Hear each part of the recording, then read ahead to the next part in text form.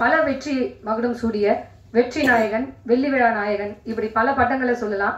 சின்ன குழந்தை முதல் பெரியவர்கள் வரை தன் நடிப்பாலும் இயக்கத்தாலும் கவர்ந்த நடிகர் மற்றும் இயக்குனர் திரு பாண்டியராஜன் சார் அவர்களை அன்போடு பேச வைக்கிறோம்.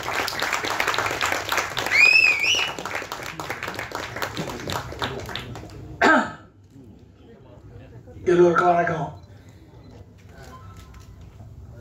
எனக்கு கடைசியில் பேச விடுறத பார்த்தா இது அந்த ரொம்ப பெரிய மனுஷன் நினைக்கிறாங்கன்னு நினைக்கிறேன். வந்ததுலேயே முதல் நான் தான் ஒளிஞ்சு நான் அந்த பக்கம் உட்காந்துருந்தேன். இப்போ கடைசியாக என்னை விட்டுருக்காங்க. இதுக்கு தான் முதல்லே வரக்கூடாது. முதல்ல வந்தது கடைசியாக நான் இருக்கிறது எல்லாமே ஜேஎஸ்கே மேலே நான் வச்சிருக்க அன்பு, பாசம், நட்பு தான். அவர் படம் நான் நடிச்சிருக்கேன். அவர் நான் ஏதாவது வியாபாரமாக சம்மந்தப்பட்டிருக்குமா? எதுவும் இல்லை. என் குடும்ப நண்பர் ஜேஎஸ்கே அவர்கள் 25 வருஷமாக எனக்கு படம் நினைக்கிறேன். எங்கள் வீட்டு விசேஷம் பண்ணாலும் அவர் வருவார். அவங்க வீட்டு விசேஷத்துக்கு நம்ம போவோம். அந்த மாதிரி அவன் நட்பு. ஆனால் அழுத்தவங்க நட்பு. இப்போ நான் ஒரு ஃபங்க்ஷனுக்கு கூப்பிட்றாரு, போக முடியலன்னா சார் இதான் காரணம் நான் சொல்கிறதுக்கு மாட்டேன். நீங்கள் என்ன பண்ணுவீங்க? அந்த மாதிரி நடந்திருக்கோம், அதுக்கு போயிருப்பீங்க, பரவாயில்ல விடுங்க. அவரே ஃபைனல் க்ளோஸ் பண்ணுவார். நிஜம் எது, யதார்த்தம் எதுன்னு புரிஞ்ச ஒரு அற்புதமான மனுஷன். அப்படியே சினிமா எடுத்திருந்தார், டிஸ்ட்ரிபியூஷன் பண்ணார், நடிக்க ஆரம்பித்தார். என்னது டப்புன்னு பார்த்தா நல்லா நடிக்கிறார். அப்படி பார்த்தா இப்போ டைரக்ஷன்ட்டார். ஏன்னா சினிமாவில் அவர் தொடாத இடமே கிடையாது. டிஸ்ட்ரிபியூஷன்லேருந்து எல்லாம் சினிமாவை அக்கு வேறு ஆடி வேறு தைச்சி வச்சுட்டு இன்றைக்கி சினிமாவை டைரக்ட் பண்ணி வந்து நடிச்சு வந்திருக்காரு. இவர் எந்த அளவுக்கு சினிமாவை கரைச்சி குடிச்சிருக்காருன்றதுக்கு இங்கே பின்னாடி கட் அவுட்டே உதாரணம். ஏன்னா அவர் தான் ப்ரொடியூசரு, அவர் தான் டைரக்டரு, அவர் தான் கம்பெனி. அவர் போட்டோவை எவ்வளோ பெருத்து வச்சுருக்கலாம், போட்டோவே காணும். இதுலேருந்து தெரிஞ்ச அனுபவம். நம்ம போட்டோவை இப்போவே பெருசாக வச்சா மற்றவங்களுக்கு சார் போட்டோ இப்போயே பெருசாக வைக்கிறாரு, அப்புறம் பெருசு பண்ணிட்டாருன்னா நம்மளை தூக்கிடுவார். இதெல்லாம் வரும். உள்ள மனசு சைட்டாக போடும். நம்ம இப்போ தான் பெருசு வச்சோம், அடுத்து கட் அவுட் வச்சுருவோம். இப்படின்னு நம்ம மேலே ஆசை வரணுன்னு அதுவே கிடையாது. ஜேஎஸ்கே எங்கே இருக்காரு தேடுறாங்களெல்லாம் கண் தேட வச்சிடல. முதல்ல விளம்பர பிரியர் இல்லைன்றத தெரியப்படுத்தல. அதுவே ஒரு ஆரோக்கியமான விஷயம். ஒரு எனக்கு நிறைய அட்வைஸ் பண்ணியிருக்காரு, நிறைய விஷயம் கேட்டுக்குவார். இது எப்படி அது எப்படின்லாம். எல்லாத்துக்குமே ஒரு சிறந்த குடும்பஸ்தன். எனக்கு அவர்கிட்ட பிடிச்சதே தான். அவர் நம்மளாம் மொபைல் ஃபோனில் அந்த பாட்டு இந்த பாட்டு நமக்கு பிடிச்ச பாட்டு எதாவது வச்சுப்போம். அவர் ஃபோன் ஆன் பண்ணால் அவர் பொண்ணு சின்ன வயசில் பாடின ஒரு அற்புதமான ஒரு ராகம் அதான் வச்சுருப்பார். எப்போ பார்த்தாலும் தான் பொண்ணு பாடின அந்த குரலை கேட்கணுன்னு ஆசைப்படுற ஒரு அற்புதமான தகப்பன். அதான் இந்த படம் முதல்ல எனக்கு காமிச்சார், பார்த்தேன். ஆளாளுக்கு ஒரு கருத்து. உங்கள் கருத்து நான் வீட்டுக்கு போய் சொல்கிறேன் போனேன். ஆனால் யோசிச்ச பிறகு தெரியுது எவ்வளோ உஷாரான ஆளுங்க. டைரக்ட் பண்ணும்போது இந்த படத்தை எவ்வளோ நேக்காக பண்ணணுமோ அவ்வளோ நேக்காக பண்ணிக்கிறாரு. இப்போ கேட்டேன், சார் கதையை நீங்கள் எல்லார்ட்டையும் சொன்னீங்களா? கூட ஆக்ட் பண்ண எல்லா ஆர்டிஸ்ட்டும் அவங்க என்ன சொல்லியிருப்பாங்க, நான் இப்படி நடிக்க மாட்டேன் அப்படி நடிக்க மாட்டேன். எல்லார்ட்டையும் நான் சொன்னேன். உங்கள் சீன், உங்கள் கேரக்டர்னா மொத்தம் இதான். அதுதான் ஒரு நல்ல தெளிவான டைரக்டருடைய குணம். உங்களை வச்சு நான் இதான் எடுக்க போகிறேன்னு தெளிவாக சொல்லிடணும். அங்கே போய் ஸ்பாட்டில் போயிட்டு நீங்கள் முந்தானே எடுத்துருக்கேன் சீனில் டக்கு இப்படி பண்ணுங்க அப்படி பண்ணால் ஐயோ நான் நடிக்க மாட்டேங்க திடீர்னு சொன்னார்ல, அங்கே போய் டார்ச்சர் பண்ணுறது. இதெல்லாம் நம்ம சினிமாவில் பார்க்குறோம்.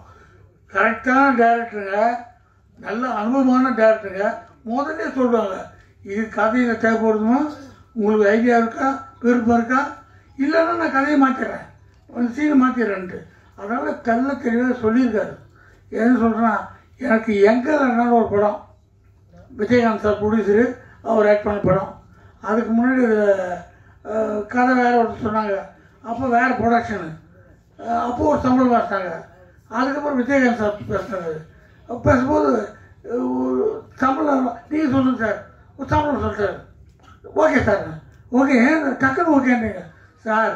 நீங்கள் ஃபோனில் பேசுகிறீங்க, இதான் தமிழ்ன்றீங்க, உங்கள்கிட்ட போய் பேசுகிறதா அது தமிழ் தான். சந்தோஷம் சொல்கிறேன், சம்பளம் ஓகேட்டேன்.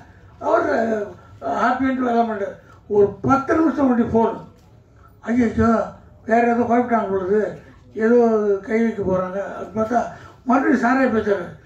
சார் சொல்ல மாட்டேன், அந்த படத்தில் ரீமேக் அது மலையாளத்துலேருந்து இருக்கிறாங்க, உங்களுக்கு பேண்ட்டை கழட்டுற ஒரு சீன் வருது, அது உங்களுக்கு சொன்னாங்களா, உங்களுக்கு ஒன்றும் ஆட்சேபம் இல்லையா? சார் 2000 கழிச்சாலும் பரவாயில்ல, ஜனங்க சிரிக்கணும், அதான் முக்கியம், நமக்கு இதெல்லாம் கிடையாது சார். இல்லை சொன்னாலாம் கேட்டேன், அதுதான் ஓகே தானே, ஒன்றும் பிரச்சனை இல்லை. எதுக்கு சொல்கிறேன்னா, ஒரு கை தேர்ந்த சினிமா கலைஞர் அதான் கேட்பாங்க. ஒரு விவரமானவங்க அங்கே போய் துன்புறுத்தாமல் கேட்பாங்க. அதனால் இவர் எல்லார்ட்டையும் சொல்லி தான் எடுத்திருக்காரு. இந்த படத்தை பார்த்தோன்னே எனக்கு என் படம் ஞாபகம் வருது. நான் ஷார்ட் ஃபிலிம் எடுத்திருக்கேன், மகன் ஒரு படம் எடுத்தேன். அதுக்கப்புறம் இப்போ ஹெல்ப்னு ஒரு படம் எடுத்தேன். சாரம் அந்த படம் பார்த்தார், ஜேஎஸ்சி சாரம். அந்த படத்தில் கதை எழுதிட்டு இந்த கதை எடுக்கணுமா நம்ம, அந்த கதை என்னென்னா அதை நான் என் ஃப்ரெண்ட்ஸுக்கிட்ட சொல்ல முடியாது, என் அசிஸ்டன்ட்கிட்ட சொல்ல முடியாது, என் பொண்டாட்டிக்கிட்டே சொல்ல முடியாது, என் பசங்கிட்ட சொல்ல முடியாது. அப்புறம் ஆனால் நல்ல கதை சொன்னால் இந்த மனுஷனுக்கு புத்தி இப்படி போச்சு, ஐயா இவ்வளோ மட்டமான ஆளாகுது, இப்படி தான் நினச்சிட்டாங்கன்னா என்ன வருது பயம். ஆனால் நல்ல கதை யோசித்தேன். 1 மாதம் வச்சுக்கிறேன், கதை எழுதிட்டேன், எடுக்கலாமா வேணாமா எடுக்கலாமா வேணாம்னு. அப்புறம் ஒரு நாள் யோசித்தேன், நமக்கும் இந்த சினிமா இவ்வளோ நாளாக சோறு போடுது, இவ்வளோ யோசித்த பிறகும் இந்த தாட்டை சொல்லலாம் அப்படி. ஆனால் படம் எடுத்துட்டா எல்லோரும் ஒத்துக்குவாங்க, கதை நல்லாயிருக்கும். ஆனால் எடுக்கிற வரைக்கும் உயிர் போகுது. அந்த படம் ஷூட்டிங் முடிச்சோடனே ஓன்னு தனியாக உட்காந்து அழுதுறேன். 10 நிமிஷம் படம் தான், ஓன்னு உட்காந்து வீட்டில், எப்பா இந்த படம் எடுத்து முடிச்சுட்டாப்பா. இங்கிலீஷ் எடுத்தேன், நான் பாண்டியராஜன் இங்கிலீஷ் படம் எடுத்தேன், நான் இங்கிலீஷ்லையும் எடுத்திருக்கேன். எடுத்து அந்த படத்தை நமக்கும் ஆசை, நேஷனல் அவார்டு அனுப்புவோம், உடனே ஜனாதிபதி அவார்டு கொடுத்தாங்கன்னா ஒரு ஃபோட்டோ எடுத்து வீட்டில் மாட்டிக்குவோம், வரவங்களாம் பார்ப்பாங்கன்ட்டு. அது போனவங்களுக்கு திரும்பி வந்துச்சு, நமக்கு வரல. ஆனால் நான் சும்மா இல்லை, எல்லா ஃபெஸ்டிவலுக்கும் அனுப்பிச்சேன். அப்போது சவுத் ஆஃப்ரிக்காவில் ஒரு ஃபெஸ்டிவலுக்கு அது செலக்ட் ஆச்சு. அவன் சவுத் ஆஃப்ரிக்காவில் நீ விருப்பம் வந்து வாங்கணும் ஃபெஸ்டிவலுக்கு, ஏன் உருவானோன்ட்டு நான் சவுத் ஆஃப்ரிக்காவுக்கும் போயிட்டு வந்தேன் அந்த படத்தை. அப்போ இந்த மாதிரி யூடியூப்லாம் அப்படி இல்லை, அப்போ தான் ஆரம்பிக்கிறாங்க. அந்த படம் முடித்து ஒரு 2 வருஷம் பொறுத்து யூடியூப்பில் போடலாமான்ட்டு ஒரு யூடியூப் கம்பெனியில் போட்டேன். அவங்க 60-40 அக்ரிமெண்ட்டு, எனக்கு 60%, அவங்க 40%. சும்மா போட்டு வச்சுட்ட படத்தை கொடுத்தா 1 மாதத்தில் எனக்கு அந்த கம்பெனிலேருந்து 5 லட்ச ரூபா கொடுத்தாங்க. அது பெருசு இல்லை. அந்த படத்தை இது வரைக்கும் 2,80,00,000 பேர் பார்த்துருக்காங்க. ஆனால் இந்த படத்தில் இருக்க மாதிரியே அந்த கதையை சொல்லும் போது எனக்கு அவ்வளோ டென்ஷன் இருக்குது. எடுத்த உடனே பார்த்தா என்ன காட்டியா எப்படி வந்துச்சு, படம் பார்த்தோன்னா அழுகுறாங்க ஃபீல்டு. அந்த ஃபீலிங் தான் ஜேஎஸ்கே சார் படம் பார்க்கும்போது எனக்கு வந்தது. இந்த படத்தில் இந்த ஃபீல்லாம் கொண்டு வந்து அவர் சொல்கிற மெசேஜ் இல்லை, அற்புதமான மெடிசன். ஒரு சமுதாயத்துக்கு தேவையான ஒரு ஆம்பளைகளுக்கும் பொம்பளைகளுக்கும் அவசியம் தெரிஞ்சுக்க ஒரு விஷயம். இதை தேன் தடவி கொடுத்தா தான் போய் சேரும். அழகாக இதை எங்கேயோ கொண்டு போகிறாரு, எப்படின்னு பார்த்தா கடைசியில் கொண்டு அற்புதம் முடிக்கிறாரு. எல்லாம் சொன்னாங்க தியேட்ரிக்கல்லி பயங்கர வசூல் ஆகுன்ட்டு. அது உதட்டளவு இல்லை, உள்ளத்தால் உணர்ந்து எல்லோரும் சொல்கிறாங்க. ஏன்னா அவர் தொட்டது எதுவுமே மிஸ் ஆனதில்லை.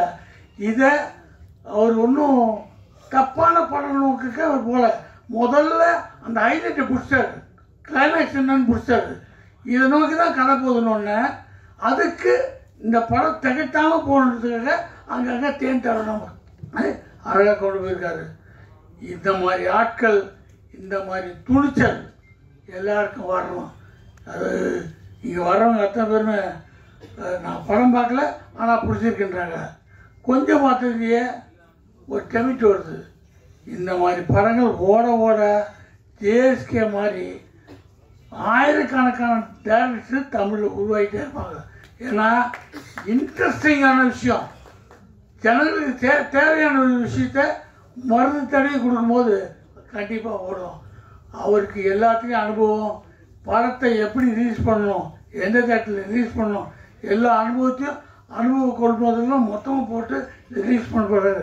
நீங்கள் வாழ்த்துங்க, இந்த படம் வெற்றி அடையும். நன்றி, வணக்கம்.